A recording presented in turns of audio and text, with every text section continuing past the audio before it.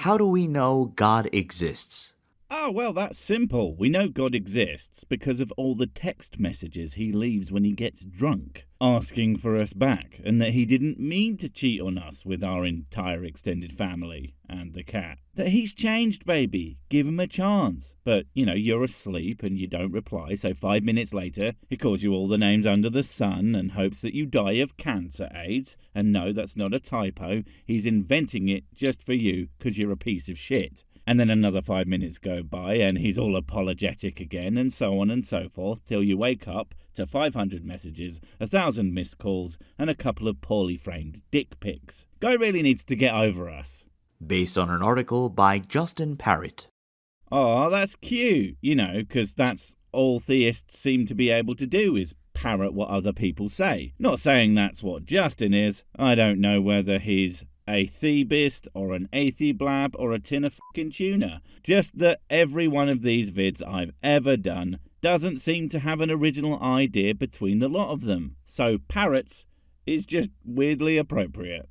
How can we say with conviction that God exists? Well, it's easy really. You just really, really, really want God to exist, so you believe he exists because you want it so much, and then you pretend that you know for a fact and scoff at anyone who questions your belief as blind morons who are denying God on purpose and just want God not to be real for no logical reason. That's how you know you are #smart. Justin Barrett is a cognitive scientist. He showed that scientifically, belief in God's existence is formed in two ways. Wait a second. Tell me I'm not going crazy here. You said Justin Parrott at first, and then just now you said Justin Barrett with a B and an E instead of the O to boot. Now, is this just the most epic of both typos and misspeaking? Or are you slipping a different guy in and hoping that we won't notice? Or, for some random reason, just introducing another guy with a weirdly similar name? I'm just so confused. 1. Non-reflective intuition resulting from experience. And 2. Reflective conscious beliefs resulting from thoughts. Right, let's break those two things down, shall we? The first is non-reflective intuition resulting from experience. AKA, you had something happen to you, be it spooky ghosts experience or strong emotional experience or something of that ilk, that you, without thinking, immediately attributed to being from God, or at least based on the supernatural. Terrible reason to believe anything, but okay. And the second one is reflective conscious beliefs resulting from thoughts. So you thought about God, decided, I like that idea, with absolutely nothing but those thoughts backing that up, and, well, also a fucking terrible reason to believe anything. Brilliant. Basically, intuition and experience plus logic and thought. That's not what you said. I mean, maybe that's what you meant, but you said it was formed in two ways, aka two different means of coming to a particular conclusion, not that you need to combine them in order to believe in God. Because I assure you that many people don't do either to believe in God. They do it because in all likelihood their parents and probably community all do. So you would be an idiot not to believe too. What are you, some kind of atheist? All right, you go worship Satan then, you fucking heathen. Similarly, the Quran and Sunnah show that belief in God's existence is formed in two ways. Wait, what? So because someone wrote a thing that likely vaguely agrees with something from your book is correct. Not sure that's how that works, and even so, those are still not good reasons to believe anything, so it hardly matters, mate. 1. By appealing to the heart, intuition, and experience, and 2. By appealing to the mind, logic, and reason. Oh great, it's not even the same thing, like at all. I would almost say I'm surprised, but I had my surprise surgically removed and replaced with more whiskey storage. Anyway, let's do it again, shall we? 1. By appealing to the heart, intuition, and experience. So yeah, it contains some of the same words, but it's not really saying the same thing. It's appealing, first of all, whereas before it was about experiencing things, and then attributing them to whatever. And of course, the second one, by appealing to the mind, logic, and reason, is again appealing, not someone doing the legwork. But they all, again, aren't good reasons to believe things. But how exactly do the two ways work together to allow a person to comprehend the existence of God? Oh, you were expecting me to say they don't? Now, why would I do that? Obviously, they totally do that, because God is a real guy who doesn't exist, and isn't just people basically tricking themselves and others into believing in something that doesn't make any chuffing sense, because that would be fucking stupid. Let's break it down by category. Human beings could recognize the existence of God through intuition and experiences that appeal to the heart. I'm not sure how either intuition or experience can appeal to one's heart. The heart is simply a muscle used to pump blood around the circulatory system. You might as well tell me that they appeal to the legs or your fucking hair follicles. They are just parts of your body with no ability to comprehend either intuition or experience. What I think you mean is the brain. Although at this point I'm starting to believe that humans just don't have those, and you guys aren't fucking helping. Intuitions of the heart start with pure instinct. Humans can sense that a power higher than them exists. The fuck? No, they can't. There is no God-sensing organ in the human body, and frankly, there are no God waves in the universe that are even there to be detected. And don't get me started on intuition being how one can do that. Do you know the kind of asinine, idiotic shit that is intuitive, that we just know to be false now because we fucking checked? If it weren't for intuition, the flat earthers would have to shut the hell up by now. If it weren't for intuition, infinity plus one woo medicines wouldn't definitely be able to cure all the things, I think. Intuition is one of the most overrated and under-ignored parts of the human psyche ever. And the day people stop fucking relying on it for basically anything is the day humans will stop being quite so shit. In Islamic spiritual terms, this is because before the world was created, God gathered all the souls together and they made a covenant that they would recognize their creator. I'm sorry, what now? How does that make any sense? Why did they have to agree to anything? God made them. Why not make them that they do that automatically without having to risk that they wouldn't agree to that? Alright, because as with all religious texts, your book is largely spiritual mumbo-jumbo with a bit of vague poetry thrown in, so one can never be sure what the hell it's supposed to mean. So it can mean whatever the hell you want it to. Weird how all religions seem to do that, eh? It says in the Quran, "When your Lord took out the offspring from the loins of the children of Adam and made them bear witness about themselves, he said, 'Am I not your Lord?'" Wait, he did what now? He took offspring from the loins of children? Now that's a bit f***ed up there, Lord me old China. And what did they say? What the hell am I doing here? I didn't ask for this. Maybe you should f*** off with your demands of me if you are going to be peopling without my consent, eh? And they replied, "Yes, we bear witness.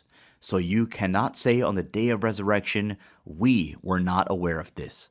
And yet, if that day of resurrection ever comes around, I am going to be really goddamn surprised. And isn't it weird how if someone grows up in a non-Abrahamic religion majority country, they don't magically know about God or any of this shit without having to have it explained to them first? In fact, even with those countries that are, it's bizarre that you have to actually, indoctrinate people to get them to believe this shit en masse. And not that they just know it all because it's written on their heart or some other such bullshit. It's almost like it's not true. This primordial covenant results in an innate impulse within people that compels them to seek out a higher power. Wow, that's really interesting and a fascinating fact that I would totally believe if it wasn't for one eeny weeny teeny tiny problem. I don't f***ing do that, and I will bet you that there are plenty of people who feel exactly the same way. Now don't get me wrong, there are definitely people who do feel the need. But just because it's there doesn't mean it's some innate part of every human, and certainly doesn't prove anything. In fact, all it says to me, if there are more than one humans with a particular trait, then it was simply evolutionarily useful to feel like that. But so was the desire to sleep in trees at one point, but we don't do that anymore because it's f***ing pointless. And the last time I did, I fell out and broke my everything. To the point that some scientists today argue that belief in God or a higher power is hardwired into our genes. Exactly. Although again, not everyone's, cause no duh. But yeah, way back when, with serious fucking tribalism going on, having a shared belief system based on an overarching, undefinable and unidentifiable super being was a pretty easy way to get people to do as they were told, lest they receive the wrath of Fakeyismo and his definitely real powers. But we wouldn't want to disturb him right now. He's busy playing galactic pinball or something. So we're just going to kill you ourselves, yeah? Evolutionarily useful at one point, not so much anymore, but that's mostly because he doesn't real. Early Islamic scholars define knowledge of God as a light within the heart. Well, that's likely, because basically most scholars of anything in the way back time didn't know shit about shit, considering that in the olden times, they all thought that the heart was where most of the thinking and feeling was done, and then we found out it's effectively just a bit of natural plumbing to get the red juices about. And the grey slab in the skull was where the actual heart that they were talking about was. Also, if you have lights inside your heart, you really should sue your surgeon. Those things are fucking massive, and they aren't even supposed to go in there, so how they left one behind is so baffling it's almost impressive. Reinforced by reason, but living primarily in the heart.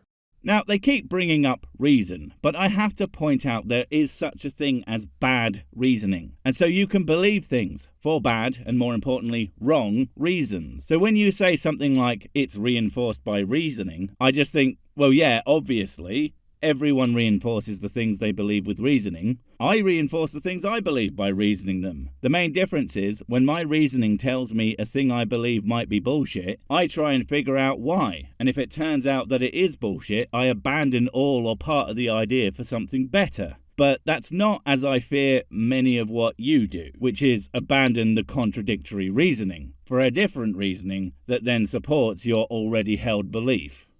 Where do we find this light? Through the visceral experiences of the heart. The visceral experiences of the heart. So what, like being shotgun blast to the chest? A bit of the old stabby? Or like seeing a pretty sunrise and thinking, wow, that means God because it looked nice? Or other such asinine bullshit that is far better explained by evolutionary prerogative than by invisible magic guy did it. Experiencing peace, comfort, and contentment in worship provides the greatest proof for the existence of God. It really doesn't. All it proves is that some people find comfort in that idea. The idea a supernatural, megalomaniacal micromanager is in charge of every femtosecond of your life. And if that gives you comfort, more power to you, but quite frankly, that sounds fucking horrifying to me. Especially when you consider all the countless amounts of bad shit he makes happen. It's like being one of fucking Sid from Toy Story's victim. Completely unable to move or defend yourself as the fuse of life fizzes inexorably toward them to blow them and all their shit to bits. Having the sweetness of faith or being grounded and certain in the truth of faith to the point of feeling spiritual pleasure is another proof. Oh dear me, now people are literally jizzing over their belief in God. No wonder so many religious boys are so anti-porn. They're sitting there constantly rock hard at the thought of God and on the constant verge of spooging everywhere. I'm almost jealous. And then I think of the mess and I get over it right fast. This experience results in a stability of being, so that believers are always calm no matter what hardships they go through. That is not even fucking close to true. I have seen religious people from basically every single major faith freak the out when things went seriously wrong, as is completely natural for them to do. Oh right, of course, if you aren't calm when shit hits the fan, well, you just aren't godding properly, so it's your fault that the Lord isn't giving you peace, and not that, he doesn't real. That couldn't be it. And the recognition of God in the heart is complete. Yeah, no mate, so far the recognition in my heart has been of absolute bollocks and sophistry of the highest order. But hell, we still have some video to go, so let's give you another chance to convince me that this isn't just a bunch of horseshit. Also, whatever happened to Justin Barrett the parrot? Seriously, I don't know why you even brought him up. Oh, right, I get it. Look, a science guy said something vaguely similar to my book, therefore my book am the science. Yeah, no mate, that's not how that works. But it still needs to appeal to the mind, logic, and reason. Oh, right, yeah, I forgot about that bit. Okay, cool. How does this make you do a big believe? And fingers crossed, it's not something fucking stupid, because I'm starting to think that's all we ever do on this channel. This starts when humans begin to ask themselves, why am I here? Why is there a world and a universe? Why is there something and not nothing? Oh well, I think I can answer all of those for you. Why are you here? Because you make poor life decisions and ended up in a Sick video. Why is there a universe and a world? Because the alternative was a poo-niverse and a world made of poo. And frankly, the humans were shit enough already. And why is there something and not nothing? Because if there was nothing, you wouldn't be fucking asking such a stupid fucking question, and I would get some goddamn peace. Since the universe is one giant series of causes and effects, it's reasonable to conclude that it had an original cause that set it in motion. Maybe it is reasonable to conclude that, but that doesn't mean it's right. Again, it comes back to intuiting things. You can intuit all day, all night, and you can come to all the reasonable conclusions in the world. But if all of them are wrong, you are exactly where you started at the end, having made no real progress. God says in the Quran, were they created out of nothing? Were they the creators? Did they create the heavens and the earth? No, they do not have faith. I don't even know what that's supposed to mean, because it sounds like God himself needs faith in order to get shit done, and frankly, that's almost unsurprising that God never really knew what he was doing and just blindly swung his creation gun around, spurting creation all over the place, hoping to, well, God's God, apparently, that he didn't just f*** everything up. Well, I got some bad news for you, mate. It's all fricking awful. Logically, the universe couldn't have appeared out of nowhere without any sort of force to give it energy or direction, and human beings couldn't have created themselves if they didn't exist in the first place. Nope, I'm done. This is getting big-ass creationism vibes, and I am not about that today. All I'll say is, no, humans didn't create themselves, because we know they f***ing evolved. No God needed. See you next time. Wait, before you go, I have something super important to tell you. It's life or death. It will change everything forever. Nope, wait, it's gone.